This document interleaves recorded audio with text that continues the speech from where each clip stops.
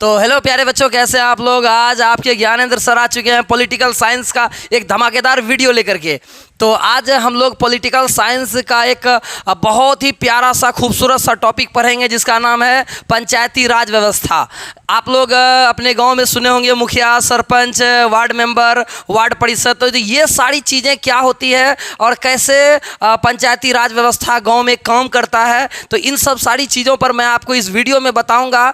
और यह जो वीडियो है क्लास 12th वाले बच्चों के लिए है। और आप इस जो भी बच्चे हैं 10th वाले बच्चे भी, या फिर कंपटीशन की परीक्षा की तैयारी देने वाले, यानी जो नौकरी की, सरकारी नौकरी की तैयारी करते हैं, उसमें भी इस चैप्टर से, इस टॉपिक से एग्जाम में प्रश्न देखने को मिलता है। और आज मैं आप सभी को इसी टॉपिक का सारा ऑब्जेक्टिव प्लस सब्जेक्टिव क्लियर करवाऊंगा। तो सबसे पहले मैं आपको इस वीडियो में क्या करवाने जा रहा हूं, इस चीज़ के बारे में आपको बताता हूं। सबसे पहले मैं आपको क्या करवाऊंगा, पंचायती राज व्यवस्था के बारे में मैं आपको पूरा का पूरा समझाऊंगा कि ये कैसे बना, ये कैसे काम करता है। फिर उसके बाद इसी वीडियो में मैं आपको इससे रिलेटेड ऑब्जेक्टिव क्लियर करवाऊंगा। ठीक है, तो बच्चों हम लोग क्लास को स्टार्ट करते हैं। देख सकते हैं आप, एक गांव है, उस गांव में मुखिया सरपंच बैठे हुए हैं। और मुखिया सरपंच में महिलाएं वगैरह भी होती है। जानते हैं आप सभी की महिलाओं को भी मुखिया सरपंच वगैरह सब में, पंचायती राज व्यवस्था में महिलाओं को भी आरक्षण मिला है। पहले ऐसा नहीं था। और देखते हैं महिलाएं यहाँ बैठी हुई है, पंच सरपंच बनी हुई है, गांव में बहुत सारे लोग बैठे हुए हैं। तो इन सब चीज़ आखिर है क्या, तो इन सब चीज़ों के बारे में आपको मैं बताता हूँ। ठीक है, तो चलिए क्लास स्टार्ट करते हैं। परीक्षा देने से, इंटर की परीक्षा देने से पहले अवश्य इसे देख लो, और नहीं देखोगे तो वरना पछताओगे। ठीक है, तो चलिए आज का क्लास स्टार्ट करते हैं। चलिए देखिए, यहाँ पर आप देख सकते हैं लिखा हुआ है पंचायती राज व्यवस्था यानी स्थानीय स्वशासन। तो सबसे पहले आप समझिए कि पंचायती राज व्यवस्था होता क्या है, या फिर इसका ये स्थानीय स्वशासन आखिर इसका नाम क्यों पड़ा। जैसे कि आप मान के चलिए कि बहुत सारे बच्चे जो गांव से होंगे तो उनको ये चीज़ के बारे में बहुत बढ़िया तरीक़ा से, बेहतरीन तरीके से उनको मालूम होगा। लेकिन जो शहरी क्षेत्र के बच्चे हैं उनको नहीं मालूम रहता है जनरली कि गाँव में मुखिया सरपंच सब क्या होता है। तो देखिए आपको मैं बताता हूं सीधी भाषा में, एकदम सरल भाषा में। देखिए, आप मान के चलिए गांव में रहते हैं, ठीक है, और आपको गांव में शौचालय वाला पैसा नहीं मिला है, तो आप क्या कीजिएगा, डायरेक्ट मोदी जी के पास तो दौड़िएगा नहीं। मोदी जी के पास जा क्या कीजिएगा कि हमको शौचालय वाला पैसा नहीं मिला है, 12,000 रुपया नहीं मिला है, या जितना भी मिला है। ठीक है, अब मान के चलिए गांव में क्या हुआ, किसी का कोई एगो आदमी है और उसका क्या हो गया कि कोई किसी का खेत से जा करके 10 ठो भुट्टे चुरा लिया। ठीक है, या कोई आदमी है मचान पे सोया हुआ है और उसका 5,000 कोई छीन लिया, सोया हुआ है बेचारा, 5,000 कोई ले लिया, तो क्या करेगा, वो मोदी जी के पास जाएगा, कोर्ट कचहरी दौड़ेगा। तो ये सब चीज़ को निपटारा लेने के लिए तो सरकार ने क्या सोचा कि क्यों नहीं हम गांव में, गांव स्तर पर हम लोग क्या करें, पंचायत का गठन कर लें और ये लोकल सरकार बना ले। मतलब ये क्या करेगा कि गांव में अपना शासन व्यवस्था चलाएगा। तो सरकार ने ऐसा सोचा कि हम गांव में क्या करते हैं, पंचायती राज व्यवस्था को लाते हैं, जो कि वहाँ का स्थानीय स्वशासन कहलाएगा, वहाँ का लोकल गवर्नमेंट कहलाएगा, यानी लोकल सरकार हुआ। एक प्रकार से, जिस प्रकार से कि हमारे देश को राष्ट्रपति चलाते हैं, उसके बाद भारत का मुख्य न्यायाधीश चलाता है, तो जिस प्रकार से अपना देश चलता है, ठीक उसी प्रकार से अपना गांव चलता है कि गांव में जो मुखिया होते हैं, सरपंच होते हैं, वे लोग क्या करते हैं, गांव को चलाने की जिम्मेदारी होती है। गांव में छोटा मोटा कोर्ट कचहरी हो गया, गांव में छोटी मोटी बातें हो गई, ये सब चीज़ का निपटारा ये लोग क्या करता है, गाँव में ही कर लेता है। और इस सब चीज़ को लेकर के बड़ा बड़ा जगह में न्यायालय वगैरह जाने की ज़रूरत नहीं है। छोटा मोटा गाँव में जानबे करते हैं, बड़ा छोटा मोटा झगड़ा होते रहता है। किसी का 500 कोई ले लिया, किसी का कोई भुट्टा चुरा लिया, कोई किसी का जा गया खेत में जाके कचिया से जाकर के उसका खेते जाकर के घर के चलाया, ये सब चीज़ है। किसी का गया आरे काट लिया, तो इस टाइप का झगड़ा वगैरह सब गांव में होते रहता है। ठीक है, तो इसी सब का निपटारा करने के लिए सरकार ने सोचा कि भाई हम इस सब बात का कोर्ट कचहरी में ला के क्या करेंगे, क्यों नहीं हम गाँव में ही मुखिया बना दें, सरपंच बना लें, तो वो लोग क्या करेगा, ये सारा चीज़ का मामला को सॉल्व कर लेगा। इसीलिए सरकार ने क्या किया, गांव में सरकार बनाया, गांव में एक लोकल गवर्नमेंट बनाया, लोकल, ठीक है ना, उसको नाम रखा स्थानीय स्वशासन। और उसका काम होता है गांव को संचालन करना, जिसमें कि मुखिया और सरपंच होते हैं। ठीक है, चलिए अब देख सकते हैं यहाँ पर गांव में होता है ग्राम पंचायत। ग्राम पंचायत में इस प्रकार से एक भवन होता है, उस भवन में मुखिया होते हैं, सरपंच होते हैं, वार्ड मेंबर सब होते हैं। ये क्या करते हैं, गांव में छोटा मोटा झगड़ा को सॉल्व करने की कोशिश करते हैं, ताकि सरकार पर इस सब चीज़ का लोड नहीं पड़ जाए। ठीक है, देखिए अब देखिए, सबसे पहले जो स्थानीय स्वशासन का जनक जाना जाता है लॉर्ड रिपन को। ये अंग्रेज थे, ये गवर्नर थे और ये हिंदुस्तान में गवर्नर बन करके आए थे। इनका दिमाग में आया क्यों नहीं हम स्थानीय स्वशासन को ला लें, यानी गांव में लोकल सरकार को बना लें। तो ये सब चीज़ के बारे में इसके माइंड में आइडिया आया, जिसका नाम था लॉर्ड रिपन। आपको एग्जाम हॉल में क्वेश्चन पूछ सकता है कि स्थानीय स्वशासन का जनक किसको कहा जाता है। आप लिखिएगा लॉर्ड रिपन। क्या लिखिएगा? Lord Ripon. लॉर्ड रिपन को कहा जाता है बच्चों स्थानीय स्वशासन का जनक। ये जो थे अंग्रेज थे, उनके माइंड में आइडिया आया क्यों नहीं हम गांव वालों के पास कुछ पावर दे दें, कुछ शक्ति दे दें, तो वो क्या करेगा, कुछ चीज़ को वो अपने खुद ही सॉल्व कर लेगा। तो ये आइडिया इसके मन में आया, इसीलिए हम लोग जानते हैं कि स्थानीय स्वशासन का जनक, जनक मतलब पिता, स्थानीय स्वशासन का जनक किसको कहा जाता है बच्चों? तो लॉर्ड रिपन को कहा जाता है। एग्जाम हॉल में ये क्वेश्चन पूछ सकता है कि स्थानीय स्वशासन का जनक कौन है बच्चों, तो आपका आंसर हो जाएगा लॉर्ड रिपन। ठीक है। लेकिन हाँ, इतिहास में पहले ज़माने में भी क्या हुआ करता था कि मुखिया सरपंच सब होते थे, लेकिन भारत में जैसे ही अंग्रेज़ों का शासन आया, उससे पहले जो बाबर अकबर सब आए, राजा महाराजा सब आए, तो उसके समय में क्या हो गया, स्थानीय स्वशासन थोड़ा सा कम पड़ गया। ठीक है। लेकिन फिर उसके बाद देश जैसे आज़ाद हुआ, उसके बाद क्या हो गया, हमारे देश में लोकल गवर्नमेंट बना, जिसका नाम रखा गया स्थानीय स्वशासन। तो चलिए, ये चीज़ तो आपको समझ में आ गया। अब आगे चलिए। अब उसके बाद क्या हुआ, जब अपना प्यारा सा भारत आज़ाद हुआ, ठीक है, आप सभी को मालूम है कि भारत अपना 1947 में आज़ाद हुआ है। कब आज़ाद हुआ है बच्चों? तो 1947 में आज़ाद हुआ है भारत अपना। और इस आज़ादी के बाद क्या हुआ कि सबसे पहले जवाहरलाल नेहरू, जो कि हमारे देश के पहले प्रधानमंत्री थे, उसके मन में एगो आइडिया आया क्यों नहीं हम गांव का विकास करें। ठीक है। आखिर उसके मन में एक आइडिया आया कि आखिर जो भी चीज़ है, जैसे सरकार कोई भी चीज़ चाहेगी कि हम गांव का विकास करें, तो गांव का विकास कैसे करेंगे?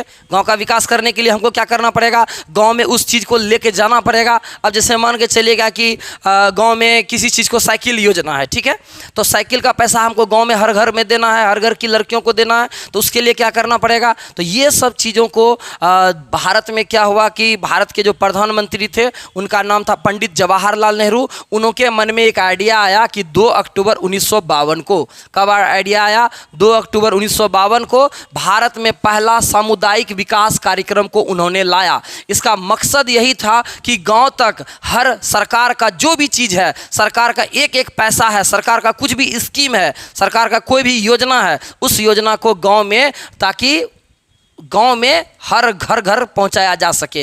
जैसे कि आपको हम बोले कि शौचालय वाला पैसा है, शौचालय वाला पैसा गांव के सभी लोगों को कैसे मिलेगा? अगर सरकार कोई योजना नहीं लाएगा तो उसके लोगों को कैसे मिलेगा वो पैसा? तो इसीलिए क्या किया, भारत के जो प्रधानमंत्री थे पंडित जवाहरलाल नेहरू, उन्होंने क्या किया, सबसे पहले 1952 में पहला सामुदायिक विकास कार्यक्रम को लाया और इसके तहत उन्होंने क्या किया, गांव तक योजना को लाया। लेकिन उनकी जो यह योजना रही वह असफल रही। ये जो जवाहरलाल नेहरू का ये जो आइडिया था कि गांव तक विकास पहुंचाना, ये सारा का सारा फ्लॉप रहा। ये योजना क्या रहा बच्चों? ये योजना असफल रहा। अब बेचारे पंडित जवाहरलाल नेहरू चिंता में आ गए। उन्होंने सोचा कि भाई अब हम गांव का विकास कैसे करें, गांव का विकास कैसे करें? तो ये सुनिए, कहानी इस प्रकार से हमारे जो पंचायती राज व्यवस्था बना है, इसी प्रकार से बना है।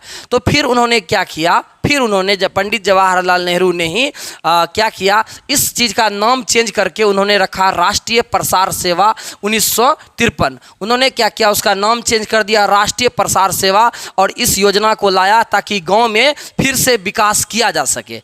लेकिन उनका यह भी योजना हो गया चौपट।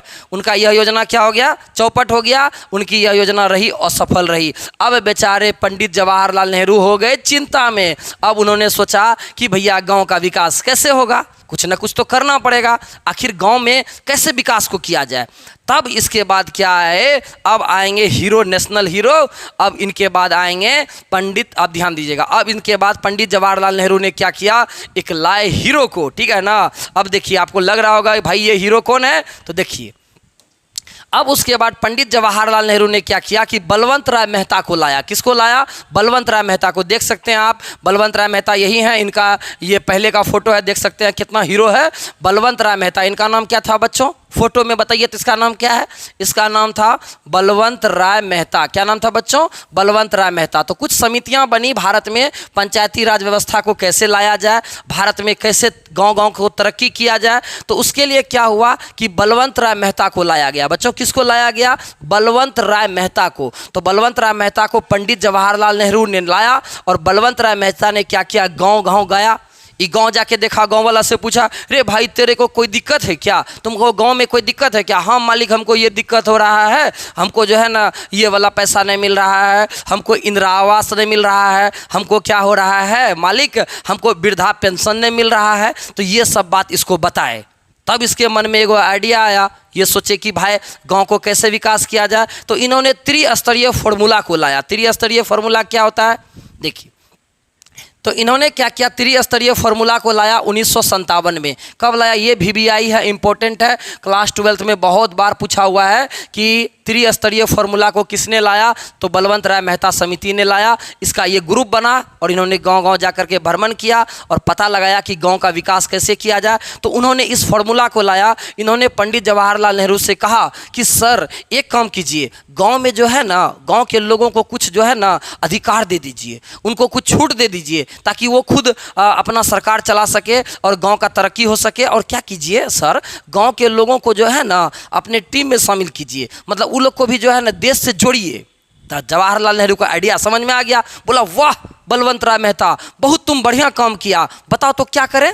तो बलवंत राय मेहता ने कहा कि सर गांव में क्या कीजिए, ये चीज़ को बनाइए, सबसे पहले ग्राम पंचायत बनाइए, उससे ऊपर बनाइए पंचायत समिति, उससे ऊपर बनाइए सर जिला परिषद, ये सबसे निचला हो गया। इससे ऊपर बना पंचायत समिति ब्लॉक लेवल का और इसके बाद डिस्ट्रिक्ट लेवल का बना जिला परिषद। तो सबसे कम इसको छूट मिला, उसके बाद इससे बेसी इसको ताकत दिया, उसके बाद इसको ताकत दिया। अब क्या हो गया? गाँव-गाँव के लोग क्या हो गए? नेतागिरी करने लगे। अब हुआ गांव का तरक्की चालू। ठीक, तब उसके बाद बलवंत राय मेहता ने क्या किया? पंचायती राज व्यवस्था को लाने की कोशिश किया और इसके तहत पहली बार पूरे हिंदुस्तान में ये बना कहाँ कि 2 अक्टूबर, चलिए यहाँ से इसको क्लियर करें, ठीक है, 2 अक्टूबर 1959 को, ठीक है, यहाँ चलिए 2 अक्टूबर 1959 को, थोड़ा पेन का कलर चेंज कर लेते हैं, ठीक है, 2 अक्टूबर 1959 को, ठीक है ना, नागौर राजस्थान के बगदड़ी गांव में, क्या गजब का क्वेश्चन है,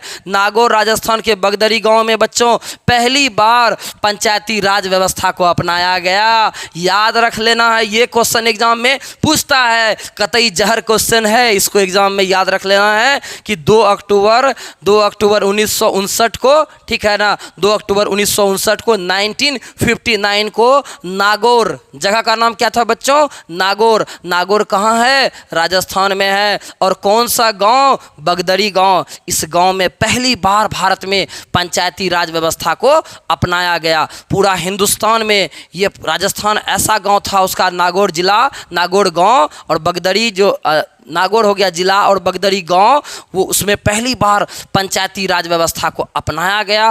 पूरा राजस्थान खुश हो गया, पूरा देश बोला अरे भाई ये क्या हो गया, पंचायती राज व्यवस्था को ला दिया। और उन्होंने क्या किया? पहली बार मुखिया बनाया, सरपंच बनाया, ठीक है ना, अपने गांव-गांव में क्या बनाया? राजस्थान वालों ने, नागौर जिला वालों ने अपने गांव में मुखिया बनाया, सरपंच बनाया और जिला परिषद वगैरह को उन्होंने बनाया। पूरा हिंदुस्तान इस चीज़ को देख रहा था कि देखते हैं मुखिया सरपंच बनाया, सक्सेस होगा कि नहीं होगा, ठीक है। तो ऐसा हो गया, ठीक है। अब चलिए, तब ये कहानी आपको समझ में आ गया। तो बलवंत राय मेहता ने बताइए तो किस स्तरीय फार्मूला को लाया बच्चों? तो त्रिस्तरीय फार्मूला को लाया। किस स्तरीय फार्मूला को लाया? त्रिस्तरीय, ठीक है, याद रहेगा ना। त्रिस्तरीय में कौन सा आता है? ग्राम पंचायत, पंचायत समिति और जिला परिषद। किसने लाया? तो बलवंत राय मेहता ने इस चीज़ को लाया, ठीक है। अब चलिए, अब कुछ दिन तक ये चलता रहा, लेकिन संविधान में इसको दर्जा नहीं मिला था।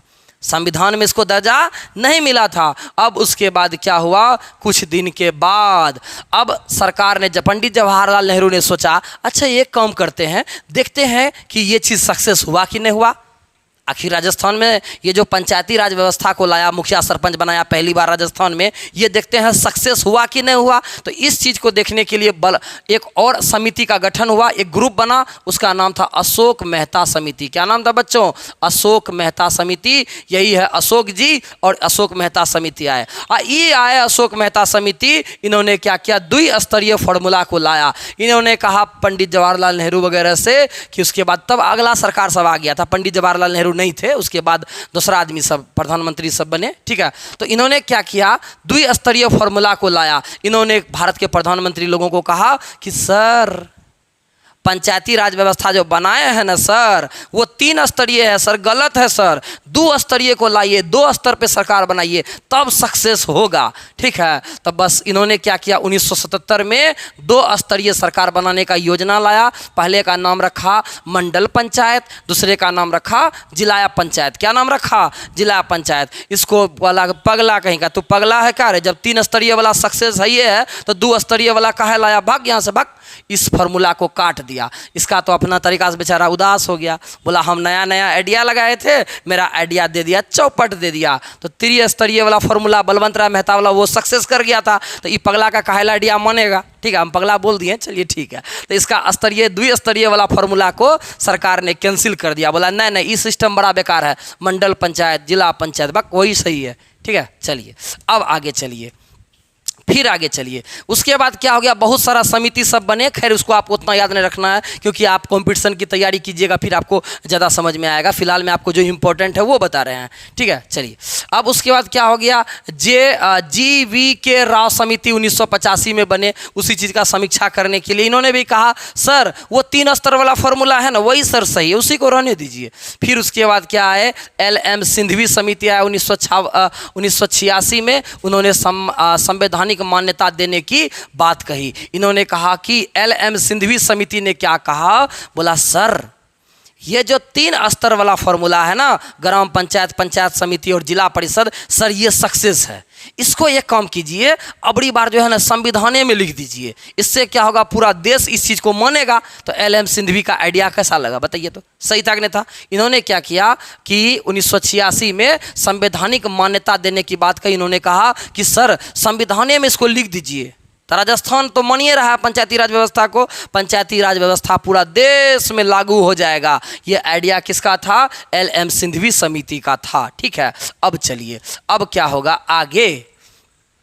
अब आया यहाँ से, इसको आप स्क्रीनशॉट ले लीजिए, एकदम इसी से क्वेश्चन एग्जाम में रहेगा। बहुते क्वेश्चन इसमें छिपा हुआ है, एकदम ले ही लीजिए स्क्रीनशॉट, ठीक है, क्योंकि सब इम्पोर्टेंटे है। अब इसके बाद क्या हुआ? सरकार सोचा नहीं भाई सही है, एक काम करो अबड़ी बार जाके संविधान में ही लिख दो। इससे क्या होगा? पूरा देश इस चीज़ को मानेगा, ठीक है। तब इन्होंने क्या किया? तब उसके बाद सरकार ने क्या सोचा? 73वां संविधान संशोधन लाया।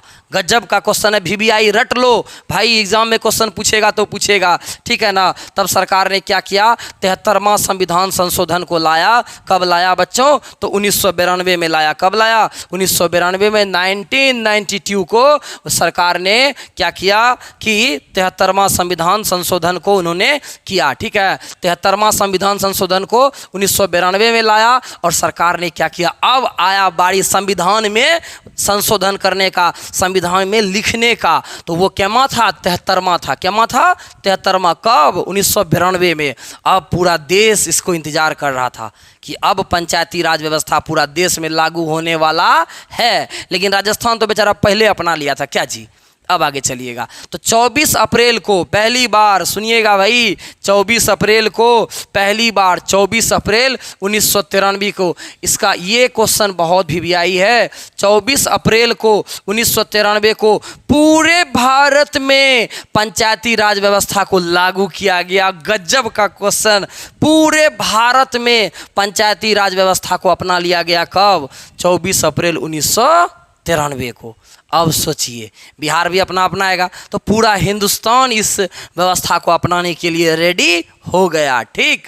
अब आगे चलिएगा। और इस पंचायती राज व्यवस्था को संवैधानिक दर्जा मिल गया। क्या मिल गया? संवैधानिक दर्जा मिल गया। अब संवैधानिक दर्जा कैसे मिल गया भाई? तो सबसे पहले गया लोकसभा। लोकसभा में जितने भी मेंबर थे सब साइन मोहर कर दिया, हाँ सर ठीक है सर, इसको पूरा देश में लागू कर दीजिए। फिर राज्यसभा गए, बोला बताइए तो पंचायती राज व्यवस्था सही है क्या? तो राज्यसभा में जितना भी मेंबर था बोला हाँ सर एकदम मस्त चीज़ है, इसको पूरा देश में फैला दीजिए। फिर उसके बाद राष्ट्रपति के पास गए, वो भी बेचारे साइन उन कर दिए और पंचायती राज व्यवस्था को पूरे देश में लागू कर दिया गया। अब संविधान को पलटा गया कि भाई संविधान में कहीं लिखा जाए इस चीज़ को। तब क्या हुआ कि हमारे देश का संविधान में भाग 9 में लिखा गया, याद कीजिए तो कब? भाग 9 में, याद रख लीजिए भाग 9 में उसको लिखा गया। कहाँ भाग में? जैसे आप लोग चैप्टर पढ़ते हैं ना, चैप्टर 1, चैप्टर 2, चैप्टर 3, उस तरीक़ा से भाग 9 में और अनुसूची 11 में। अनुसूची 11 में अब भाग 9 पलटिएगा, फिर उसके बाद अनुसूची, तो इस प्रकार से भाग 9 और अनुसूची 11 में और अनुच्छेद, अनुच्छेद का मतलब होता है आर्टिकल। अब उसका तो नंबर रहेगा, क्या नंबर? 2 नंबर, 3 नंबर, 4 नंबर में कितना नंबर है भाई? तो अनुच्छेद 243 से लेकर के 243 ओ, ABCD वाला ओ, तो 243 ओ तक इसको जोड़ा गया। अब समझिए कहाँ कहाँ जोड़ा गया, आप याद रख लीजिएगा। भारत का संविधान का भाग 9 में जोड़ा गया, भाग 9, अनुसूची 11 और अनुच्छेद पूछेगा तो 243 से लेकर के 243 ओ में जोड़ा गया। कहाँ जोड़ा गया? 243 ओ में जोड़ा गया। और इसके तहत क्या हो गया कि इसको भी स्क्रीनशॉट ले लीजिए। और इसके तहत बच्चों 29 विषय को सौंपा गया। कितना? 29 विषय इसमें सौंपा गया। ये भी क्वेश्चन आपका पूछा हुआ है एग्जाम हॉल में, ये भी क्वेश्चन पूछा हुआ है, ये भी क्वेश्चन पूछा हुआ है, ठीक है। तो इसके तहत 29 विषय को सौंपा गया और त्रिस्तरीय फॉर्मूला को अपनाया गया। बताइए तो त्रिस्तरीय फॉर्मूला को किसने लाया? अरे भाई बोलिए, बलवंत राय मेहता ने। किसने लाया? बलवंत राय मेहता ने। और उसका वो आइडिया सक्सेस कर गया। बलवंत राय मेहता का जो त्रिस्तरीय फॉर्मूला था, इसको पूरे भारत ने अपना लिया। और सुनिए और क्या किया, बोला भाई अब इलेक्शन कौन करवाएगा मुखिया सरपंच का?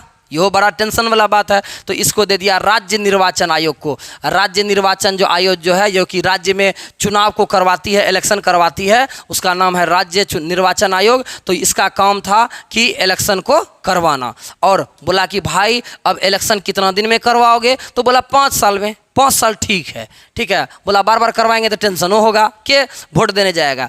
तो उसके बाद क्या हो गया कि इसका कार्यकाल बनाया गया 5 साल। आप लोग जानते हैं कि 5 साल में मुखिया सरपंच बनता है। और यदि अगर 5 साल में कोई मुखिया टपक गया, कोई कुछ हो ही गया या मुखिया घटिया निकल गया, तो यह अगर उसका विघटन हो गया, माना मुखिया सरपंच कैंसिल हो गया, तब 6 माह की इस स्थिति में 6 माह में चुनाव होगा। मात्र 6 महीना में फिर से इलेक्शन हो जाएगा। जब कुछ तरह का गड़बड़ी हो गया तब, अन्य तो कितना साल के लिए? 5 साल के लिए, ठीक है।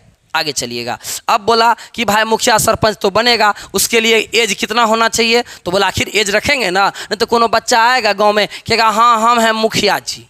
बताइए कैसे होगा तब? तो अब बोला गया कि एज, इसका क्राइटेरिया सही करो कि कितना एज का आदमी मुखिया सरपंच बन सकता है। तो इसका एज रखा गया 21 साल, ठीक है।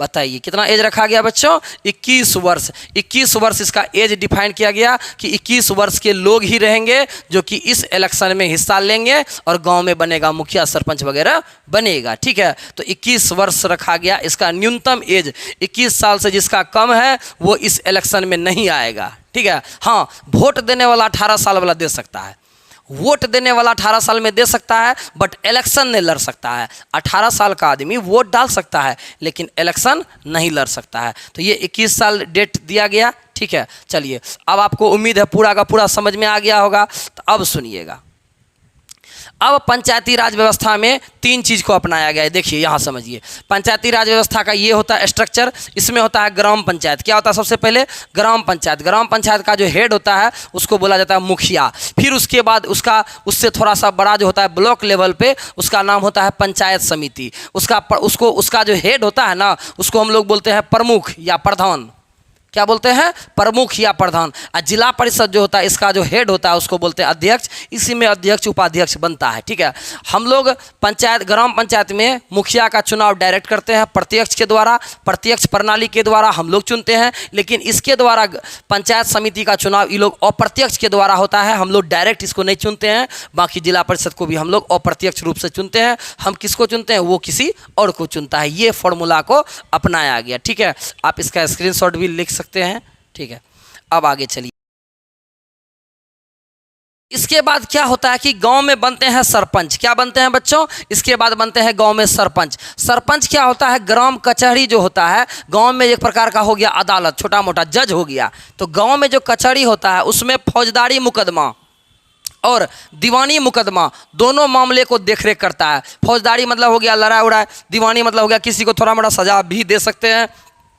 तो गांव में सरपंच का गठन होता है और उसका काम होता है फौजदारी मुकदमा और दीवानी मुकदमा दोनों को देखना। और सरपंच का काम होता है केवल 10,000 तक के मामलों को देखना। यह केवल आपका 10,000 तक का मामला को देख सकता है और उसके बाद का मामला होगा तो अपना कोर्ट कचहरी, civil court, high court, supreme court दौड़ते रहिए। लेकिन सरपंच का काम है केवल 10,000 तक का मैटर को सॉल्व करवाना। तो गाँव में सरपंच भी बनते हैं। इसके बाद क्या होता है? गाँव में एक होता है वार्ड मेंबर। तो वार्ड मेंबर के बारे में आप लोग जानबे करते हैं कि वार्ड मेंबर क्या होता है गाँव में, कि न्यूनतम जो होता है 500, न्यूनतम क्या होता है 500 की जनसंख्या पर, न्यूनतम 500 की जनसंख्या पर एक वार्ड बनता है। और इस वार्ड में कम से कम लोग होना चाहिए, कितना? तो 500 होना चाहिए। 500 लोगों पर गांव में वार्ड बनता है और उस वार्ड का होता है एगो सदस्य, उसका नाम होता है वार्ड मेंबर। क्या होता है? Ward member. तो इस प्रकार से हमारा गांव चलता है, हमारा सरकार चलता है। ये स्थानीय स्वशासन कहलाता है। इसी का नाम है पंचायती राज व्यवस्था। उम्मीद है आपको पूरा एकदम मस्त तरीका से समझ में आ गया होगा। चलिए अब इसका हम लोग अभी तुरंत अगर प्रैक्टिस अगर कर लेते हैं तो आपका एग्जाम में कभी भी क्वेश्चन छूटने वाला नहीं है। यदि अगर आप इसको बाद में देखिएगा तो फिर आप भूल जाइएगा। तो चलिए फटाफट से 20 ऑब्जेक्टिव है और देखते हैं कौन बच्चा कितना समझ में आया। अभी जितना बात पढ़ाए हैं इसी का हम सारा ऑब्जेक्टिव अभी क्लियर करवाएंगे। ठीक है, चलिए तो आप लोग रेडी हो जाइए बच्चों ऑब्जेक्टिव क्लियर करने के लिए, क्योंकि हम आपको सब्जेक्टिव पढ़ा दिए हैं। चलिए अब बताइए इसका आंसर क्या होगा। कहता है कि राष्ट्रीय पंचायती राज दिवस कब मनाया जाता है? बताइए 16 मार्च, 24 अप्रैल, 2 जून या फिर 15 सितंबर को। तो क्या हो जाएगा इसका आंसर? इसका आंसर हो जाएगा बच्चों 24 अप्रैल को। हम आपको अभी तुरंत बताए थे कि 24 अप्रैल को हमारा देश में, पूरे देश में पंचायती राज व्यवस्था को लागू किया गया था। यदि अगर आपको विश्वास नहीं है तो आप यहाँ पर देख लीजिए, यही क्वेश्चन है कि नहीं है। 24 अप्रैल 1993 को पूरे भारत में पंचायती राज व्यवस्था बना था। इसीलिए यही क्वेश्चन आपको पूछ दिया एग्जाम में कि बताइए, कि यही क्वेश्चन पूछ दिया कि राष्ट्रीय पंचायती राज दिवस कब मनाते हैं हम लोग? तो 24 अप्रैल को। क्यों? क्योंकि 24 अप्रैल को ही पूरे भारत में पंचायती राज व्यवस्था लागू हुआ था। इसीलिए हम लोग हर साल 24 अप्रैल को मनाते हैं राष्ट्रीय पंचायती राज दिवस। आप हर साल मनाइए ये दिवस, है ना। जैसे आप लोग गांधी जयंती मनाते हैं 2 अक्टूबर को, है ना, और ज्ञानेंद्र सर का बर्थडे मनाते हैं कब? 21 जून को। तो इस प्रकार से आप लोग 21 जून को मेरा बर्थडे विश कीजिएगा। ठीक उसी प्रकार से 24 अप्रैल को राष्ट्रीय पंचायती राज दिवस हर साल पूरे हिंदुस्तान में मनाया जाता है। ठीक है, आपको याद हो गया होगा। चलिए अब चलते हैं अगले प्रश्न में। अगला प्रश्न ये रहा आपके बीच में, कहता है कि बिहार में, ठीक है ना बच्चों, कहता है बिहार में पंचायती राज निकायों में महिलाओं को 50% आरक्षण कब दिया गया? बताइए महिलाओं को 50% आरक्षण कब दिया गया पंचायती राज व्यवस्था में? 5 में, 2006 में, 2008 में या फिर 2009 में? क्या हो जाएगा इसका आंसर? इसका आंसर हो जाएगा ऑप्शन नंबर बी हो जाएगा 2006 में। 2006 में पूरे भारत में जो है ना, नहीं बल्कि पूरे बिहार में जो यहाँ की सरकार थी नीतीश कुमार, ठीक है ना, तो नीतीश सरकार ने क्या किया, पूरे बिहार में महिलाओं को छूट दे दिया, 50% आरक्षण दे दिया कि कोई भी पंचायती राज व्यवस्था है उसमें 50% महिलाएं रहेगी, 50% महिलाएं रहेंगी। तो बताइए महिलाओं के लिए खुशी की बात है अपने बिहार में, क्योंकि बिहार में हर जगह मुखिया सरपंच में महिलाएं भी आगे बढ़ रही है। तो ऐसा कब हुआ? 2006 में। कब हुआ? 2006 में। बिहार की बात की जा रही है। ठीक है बच्चों, चलिए अब क्वेश्चन कहता है कि किस अनुच्छेद के अंतर्गत पंचायतों को संवैधानिक दर्जा दिया गया? बताइए। तो ये क्वेश्चन मैंने आपको बताया है कि नहीं बताया है? अनुच्छेद 246 के तहत, अनुच्छेद 243 के तहत, 239 या फिर 264। क्या हो जाएगा बच्चों इसका आंसर? आप इसका आंसर खुद जानते हैं, अभी हम आपको तुरंत हल्ला करके बताए हैं। अनुच्छेद 243 के तहत पंचायती राज व्यवस्था को हमारे संविधान में दर्जा मिला। अनुच्छेद को बोला जाता है आर्टिकल। क्या बोला जाता है? आर्टिकल। इंग्लिश मीडियम में जो जानते होंगे आर्टिकल 243। ठीक है,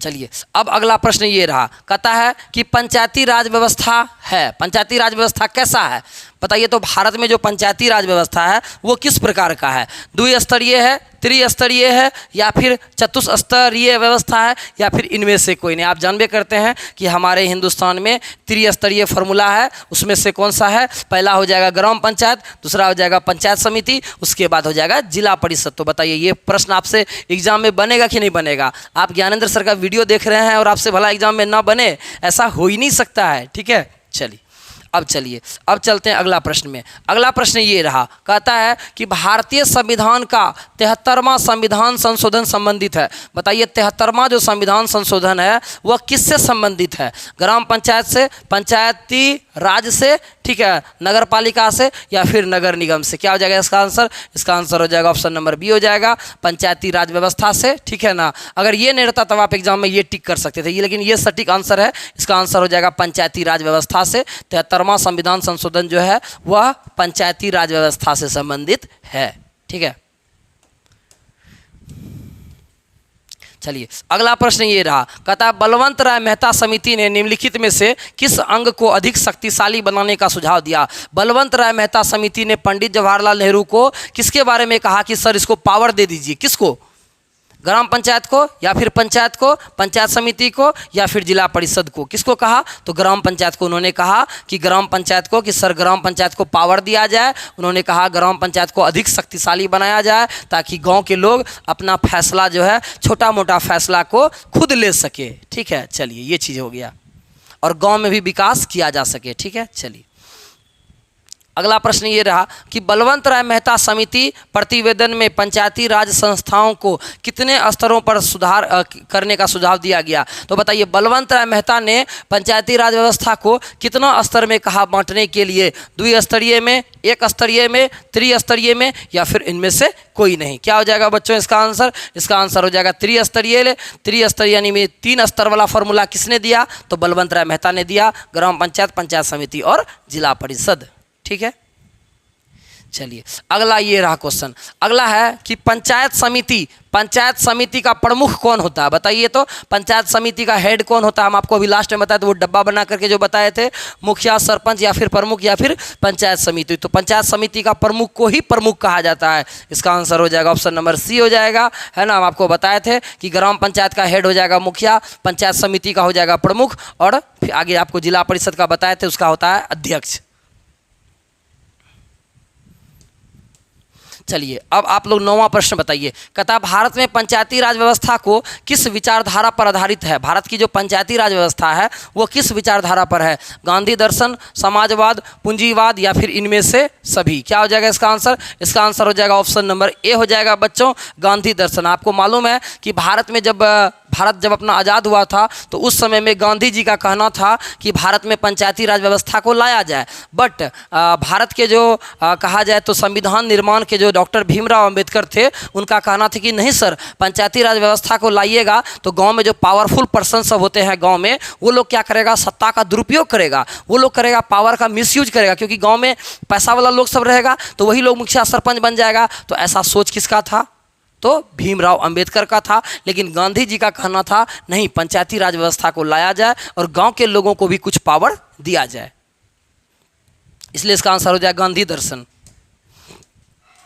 चलिए अगला प्रश्न ये रहा, कहता है कि भारतीय संविधान का कौन सा अनुच्छेद राज्य सरकार को ग्राम पंचायत के गठन का निर्देश देता है? तो किस आर्टिकल के तहत भारतीय संविधान क्या करता है, किस आर्टिकल के तहत राज्य सरकार को कहता है कि आप जो है ना पंचायती राज व्यवस्था का गठन कर सकते हैं? अनुच्छेद 42, अनुच्छेद 40, अनुच्छेद 32, या फिर अनुच्छेद 51? इसका आंसर हो जाएगा ऑप्शन नंबर बी हो जाएगा, अनुच्छेद 40। अनुच्छेद 40 में सर्वप्रथम कहा गया था कि गाँव में जो है पंचायती राज व्यवस्था का गठन होना चाहिए। ये राज्य के बारे में कहा गया कि अनुच्छेद 40 के तहत जब देश में आज़ादी हुआ तो उसके बाद कहा गया कि बलवंत राय मेहता जब समिति वगैरह सब बना तो उसमें सबसे पहली बार बताया कि अनुच्छेद 40 के तहत उसको पंचायती राज व्यवस्था की गठन की मांग की गई। ठीक है, तो आप लोग याद रखिएगा आर्टिकल 40। चलिए अगला ये रहा क्वेश्चन कि आखिर पंचायती राज व्यवस्था जो है यह किस विषय का है? संघ सूची का है, राज्य सूची का है, समवर्ती सूची का है, या फिर इनमें से कोई नहीं? क्या हो जाएगा बच्चों इसका आंसर? इसका आंसर हो जाएगा पंचायती राज व्यवस्था जो है वह राज्य सूची का विषय है। चलिए आपको मालूम होना चाहिए संघ सूची का मतलब होता है जिस पर केंद्र सरकार कानून बनाती है उसको बोलते हैं संघ सूची, जिस पर राज्य सरकार कानून बनाएगा उसको बोलेंगे राज्य सूची, और जिस पर सेंट्रल गवर्नमेंट और बिहार सरकार का अगर कानून बनाएगा दोनों मिल करके उसको हम लोग बोलेंगे समवर्ती सूची। तो ये जो पंचायती राज व्यवस्था है वह तो किसी राज्य का अपना चीज़ है, इसीलिए इसको रखा गया है राज्य सूची में। किस सूची में रखा गया है? राज्य सूची में। तो संघ सूची, राज्य सूची, समवर्ती सूची, उसमें राज्य की बात है, इसलिए इसका आंसर हो जाएगा राज्य सूची का यह विषय है। चलिए अगला प्रश्न ये रहा कि भारतीय संविधान के किस भाग में पंचायती राज से संबंधित है? बताइए ऐसा कौन सा भाग है जो कि पंचायती राज से संबंधित है? भाग 6, भाग 7, भाग 8 या फिर भाग 9? तो इसका आंसर हो जाएगा ऑप्शन नंबर डी, क्योंकि हम आपको अभी तुरंत बताया कि भारतीय संविधान का जो भाग 9 है, भाग 9 में पंचायती राज व्यवस्था के बारे में कहा गया है। आप स्क्रीनशॉट लिए होंगे, उसी से आपका क्वेश्चन बन जाएगा कि भाग 9 में कहा गया है पंचायती राज व्यवस्था के बारे में। चलिए अगला प्रश्न ये रहा कि पंचायत चुनाव, बताइए पंचायत जो चुनाव होता है, गांव में जो इलेक्शन होता है पंचायती राज व्यवस्था का, कितने वर्ष में होता है? 4 वर्ष में, 5 वर्ष में, 6 वर्ष में, या फिर सरकार जब चाहेगा तब? तो बताइए कितने साल में इलेक्शन होता है भैया? तो ये होता है 5 साल में। हम आपको अभी तुरंत बताया कि प्रत्येक 5 वर्ष में पंचायती राज व्यवस्था का क्या होता है बच्चों? इलेक्शन होता है। प्रत्येक 5-5 साल पर इलेक्शन होता है, मुखिया सरपंच वगैरह का बदलाव होता है। कितने साल में? तो 5 साल में। ठीक है, चलिए अगला प्रश्न ये रहा कि वह राज्य जिसने सबसे पहले पंचायती राज को स्वीकार किया था। बताइए इनमें से ऐसा कौन सा राज्य है जिन्होंने पंचायती राज व्यवस्था को पहली बार एक्सेप्ट किया था? कहता उत्तर प्रदेश ने, बिहार ने, गुजरात ने या फिर राजस्थान ने? तो इसका आंसर आप लोग जानवे करते हैं, इसका आंसर हो जाएगा ऑप्शन नंबर डी हो जाएगा राजस्थान। राजस्थान का कौन सा गाँव हो जाएगा? बगदरी गाँव। कौन सा गाँव हो जाएगा? बगदरी। आपको हम तुरंत बताए थे, आप स्क्रीनशॉट भी लिए होंगे। बगदरी, और राजस्थान का हो जाएगा बगदरी गाँव हो जाएगा। और जिला का बात किया जाए तो नागौर। ठीक है, राजस्थान का नागौर जिला में और बगदरी गांव में भारत में पहली बार पंचायती राज व्यवस्था को एक्सेप्ट किया गया था। बलवंत राय मेहता समिति ने जब लाया था इस सिस्टम को उसके बाद, लेकिन तब तक पूरा देश ने नहीं इस चीज को एक्सेप्ट किया। चलिए अगला है, देखिए वही क्वेश्चन है, पंचायती राज व्यवस्था का शुभारंभ कब और कहाँ हुआ? बताइए इसका आंसर कौन नहीं जानता है? पंचायती राज व्यवस्था को कब अपनाया गया? अभी हम तुरंत बोल दिए, सारा का सारा बात लिख दी। इसका आंसर हो जाएगा ऑप्शन नंबर बी हो जाएगा। 2 अक्टूबर 1959 को नागौर राजस्थान में पंचायती राज व्यवस्था को पहली बार अपनाया गया था। बच्चों आप लोग इसका आंसर बेहतरीन तरीके से जान चुके हैं। ठीक है, चलिए अगला है प्रश्न, आप देखिए 73वां संविधान संशोधन अधिनियम किस तिथि को लागू हुआ? बताइए 73वां संविधान संशोधन जो है वो पूरे देश में कब लागू हुआ? 24 अप्रैल 1993 को, 15 अगस्त 1994 को, 4 मई 1992 को, 26 जनवरी 1993 को? तो बताइए इसका आंसर क्या हो जाएगा बच्चों? इसका आंसर आप लोग जानबे करते हैं कि 24 अप्रैल 1993 को पूरे भारत में, पूरे भारत में पंचायती राज व्यवस्था को अपनाया गया और वह हमारा 73वां संविधान संशोधन था। और इसके तहत 24 अप्रैल 1993 को पूरे भारत में पंचायती राज व्यवस्था को अपनाया गया। इसीलिए हम लोग हर साल 24 अप्रैल को पंचायती राज दिवस मनाते हैं। चलिए अगला प्रश्न ये रहा, अगला प्रश्न कहता है अशोक मेहता समिति ने पंचायती राज के लिए किस प्रतिमान की संस्तुति की थी? तो बताइए अशोक मेहता समिति ने किस स्तरीय फॉर्मूला को लाया? 1 स्तरीय, 2 स्तरीय, 3 स्तरीय या फिर 4 स्तरीय? इसका आंसर हो जाएगा, आप लोग जानवे करते हैं, अशोक मेहता समिति ने 2 स्तरीय फॉर्मूला को लाया। लेकिन इसका जो है अशोक मेहता समिति का जो ये फॉर्मूला है सरकार ने नहीं माना। सरकार ने कहा नहीं, 3 स्तर वाला फॉर्मूला सही है। बलवंत राय मेहता समिति का जो फॉर्मूला है वो 100% सही है। चलिए अगला प्रश्न ये है, बताइए एक व्यक्ति चुनाव लड़ सकता है यदि उसने पूर्ण कर ली है। तो बताइए आपको पंचायती राज व्यवस्था में चुनाव लड़ना है तो आपका एज कितना होना चाहिए? 25 साल, 30 साल, 21 वर्ष? इसका आंसर आप जानबे करते हैं, इसका आंसर हो जाएगा ऑप्शन नंबर सी हो जाएगा 21 वर्ष। ठीक है, आपका एज यदि 21 वर्ष हो गया है तो आप मुखिया सरपंच बन सकते हैं, आप चुनाव लड़ सकते हैं। बट अगर आपको वोट डालना है तो आपका एज होना चाहिए 18 साल। तो वोट डालने के लिए 18 साल, बट इलेक्शन लड़ने के लिए कितना चाहिए बच्चों? 21 वर्ष होना चाहिए।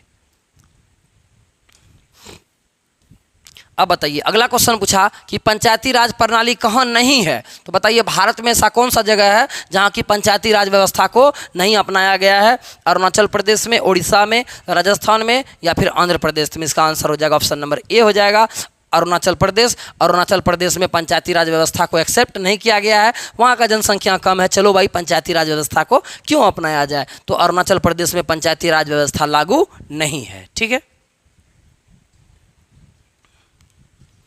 अगला चलिए। अब कहता है कि अब ये अंतिम प्रश्न है, कहता है ग्राम पंचायत जो होता है यानी मुखिया सरपंच वगैरह सब जो होते हैं ग्राम पंचायत, उसका आय का मतलब होता है बच्चों इनकम। उसका इनकम का स्रोत कौन सा है बताइए, वो पैसा कैसे कमाते हैं मुखिया सरपंच सब, तो बताइए भूमि एवं स्थानीय कर से, मेला एवं बाजार कर से, मृत्यु कर से, या फिर मकान एवं पशु पर टैक्स लगाता है। तो इसका आंसर हो जाएगा आपका ऑप्शन नंबर बी हो जाएगा। गांव में जो मेला वगैरह लगता है और गांव में जो हटिया लगता है, हाट वगैरह जो लगता है, इससे क्या होता है कि ग्राम पंचायत जो होते हैं मुखिया सरपंच को इनकम आता है। इसके अतिरिक्त सरकार जो होता है बिहार सरकार उसको अनुदान देता है, कुछ पैसा वहाँ से भी आता है और कुछ पैसा मेला और बाजार वगैरह जो गांव में लगाए जाते हैं उससे सरकार को और पंचायती राज व्यवस्था को इनकम आता है। तो इसका आंसर हो जाएगा ऑप्शन नंबर बी हो जाएगा। तो कुल मिलाकर के आज मैंने आपको पंचायती राज व्यवस्था से संबंधित सारे टॉपिक को क्लियर किया, सारी चीज़ों को समझाया।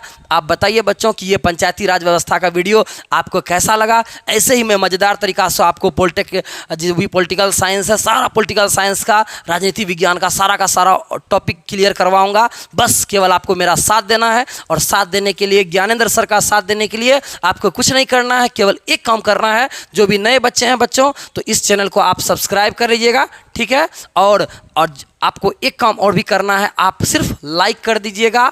और जाने से पहले आप जानते हैं आपको क्या करना है, एक प्यारा सा खूबसूरत सा कमेंट अपने ज्ञानेंद्र सर के लिए और इस वीडियो के लिए आपको करते जाना है, ठीक है। हम लोग मिलते हैं फिर से एक नए वीडियो में एक नए टॉपिक के साथ। तब तक के लिए लेते हैं इजाज़त। Thank you so much.